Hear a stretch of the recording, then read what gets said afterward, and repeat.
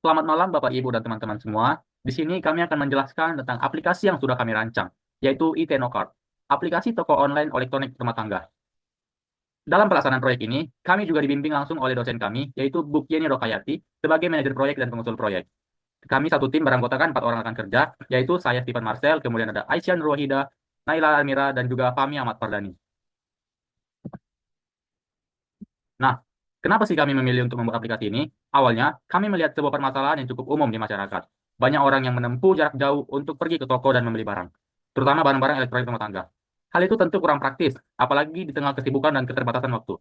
Dari situlah muncul ide menghadirkan e-Tenocard. Dengan aplikasi ini, kami ingin memberikan solusi yang sederhana tapi berdampak besar untuk masyarakat. Masyarakat nggak perlu lagi keluar rumah, cukup duduk santai di rumah, buka HP, dan langsung bisa belanja dengan mudah. Nah, di sini adalah spesifikasi sistem. Aplikasi Itenocard memiliki dua aktor utama, yaitu pembeli dan penjual, yang berinteraksi melalui sistem dan memproses aktivitas pengguna. Untuk aktivitas yang bisa dilakukan oleh pembeli, pembeli bisa membeli produk, melakukan transaksi, dan mengelola akun. Sedangkan penjual bisa mengelola produk, mengelola pesanan, dan mengelola akun. Jadi di sini kita akan membahas mengenai kebutuhan sistem dari e-Technocard. Nah, dari sisi fungsional. Jadi fitur-fitur penting ini kami bagi menjadi dua peran utama, yaitu penjual dan juga pembeli. Nah, yang pertama ada fitur yang digunakan untuk semua pengguna, yakni login dan juga logout. Terus di penjual itu ada fitur-fitur yang ada di dashboard, lalu fitur edit produk, terus mengelola pesan, muncul notifikasi, mengkonfirmasi dan juga mengedit status, lalu melihat laporan penjualan, serta mengakses juga mengubah profil. Di pembeli terdapat daftar akun dan juga pemulihan kata sandi, pencarian produk, lihat detail produk dan juga tambah ke keranjang, lalu ada fitur checkout dan pembayaran aman, serta lacak status pesanan dan lihat resi, kirim pesan ke penjual dan juga kelola profil pembeli. Selanjutnya, di kebutuhan non fungsional. Jadi dari luar fitur-fitur yang tadi itu, sistem itu juga harus aman. Data penggunanya dilindungi oleh enkripsi dan login yang aman. Performanya juga penting. Sistem ini harus tetap cepat dan juga stabil meski banyak yang akses. Nah, tampilannya harus responsif di semua perangkat, antar mukanya harus mudah dipakai, dan sistem harus terintegrasi lancar layanan pemesanan dan juga pengiriman. Terus pastinya juga harus cepat saat diakses dan ada backup otomatis biar datanya nggak hilang.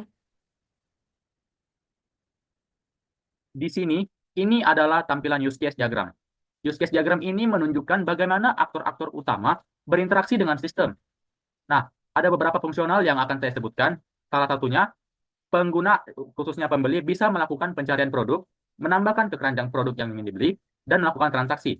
Sementara, penjual bisa mengelola produk, memperbarui status pesanan, dan memantau transaksi yang terjadi. Masuk ke dalam desain basis data, yang pertama kita membahas IRD. Jadi IRD itu seperti peta besar yang menunjukkan bagaimana entitas-entitas penting seperti pembeli, produk, keranjang, dan juga yang lain-lain itu dapat saling berhubungan. Lanjut, adapun skema fungsional. Nah, jadi skema relasional ini merupakan representasi struktural dari sebuah basis data relasional yang meliputi nama-nama tabel, atribut dalam setiap tabel, dan hubungan antar tabel melalui kunci asing foreign key. Selanjutnya adalah desain antarmuka atau wireframe. Sebelum masuk ke tahap implementasi, kami terlebih dahulu menyusun wireframe sebagai rancangan awal antarmuka untuk pengguna. Ini adalah contoh dari desain antarmuka dari sisi pembeli, di mana kami merancang halaman registrasi, login, lupa sandi, halaman utama, detail produk, keranjang, kategori, pemesanan, daftar pemesanan, dan profil. Lalu ini adalah desain antarmuka atau wireframe dari sisi penjual, di mana ada halaman dashboard, daftar produk, kelola produk, inbox, daftar pesanan, stok produk, laporan penjualan, tim, dan pengaturan. Selanjutnya yaitu implementasi antarmuka. Pada tahap implementasi ini, selain mengacu pada struktur dari wireframe yang sudah kami rancang sebelumnya, kami juga mulai menerapkan elemen visual seperti warna, tipografi, dan icon. Kami memilih kombinasi warna yang modern dan nyaman dipandang, yaitu dominasi warna biru, warna biru, dan warna abu. Ini adalah contoh implementasi antarmuka dari sisi pembeli, di mana kami sudah mengimplementasikan semua fitur-fitur untuk pembeli. Dan ini adalah implementasi antarmuka penjual, di mana ada dashboard, daftar produk, pesan masuk, daftar pesanan, kelola produk, laporan penjualan, tim, dan pengaturan. Implementasi antarmuka ini sudah menerapkan semua fitur-fitur yang sebelumnya kami rancang di wireframe. Selanjutnya ada histori pelaksanaan proyek. Inilah bukti dari histori pelaksanaan proyek kami berupa logbook dan inilah luaran yang kami hasilkan. Di minggu pertama di fase perencanaan kami mempunyai histori membagi tugas dan menyusun laporan RPP. Di minggu kedua di fase analisis, tim kami menganalisis kebutuhan, use case dan struktur database. Di minggu ketiga fase desain, tim kami mendesain wireframe, use case dan IRD beserta hasil analisis. Di minggu keempat masih di revisi desain, tim kami melakukan revisi dari bimbingan dosen memperbarui wireframe menjadi mockup. Di minggu kelima di fase finalisasi desain. Revisi final mockup berdasarkan persetujuan dosen. Di minggu ke-6, implementasi, mulai pengkodean tampilan pada fitur pembeli, dan juga di minggu 7, melanjutkan codingan tampilan pada fitur penjual. Nah, selanjutnya ada pembagian kerja dan kontribusi anggota. Inilah wajah dari tim kami.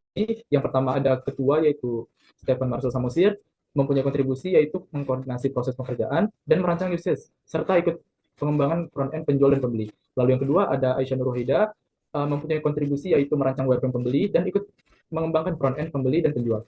Selanjutnya ada Nailah Amira Azikra, mempunyai kontribusi yaitu membuat desain basis data, yaitu IRD, serta ikut dalam pengembangan front-end penjual dan pembeli. Selanjutnya ada saya, Fahmi Ahmad Fardani, mempunyai kontribusi merancang wireframe penjual dan ikut mengembangkan front-end penjual dan pembeli.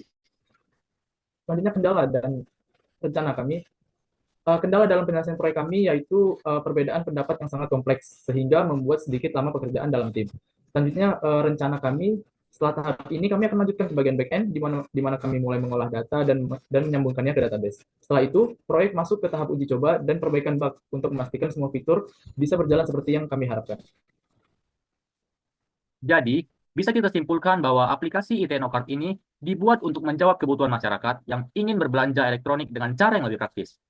Dengan fitur-fitur seperti pencarian produk, keranjang belanja, transaksi online, dan manajemen stok, aplikasi ini mampu menciptakan ekosistem belanja yang lebih praktis dan transparan. Harapannya, ITNOcard ini bisa menjadi solusi belanja elektronik yang aman, nyaman, dan bikin pengalaman jual beli jadi lebih menyenangkan. Kami dari anggota tim kelompok 4 IF2 Pagi mengucapkan terima kasih atas perhatian Bapak, Ibu, dan teman-teman sekalian.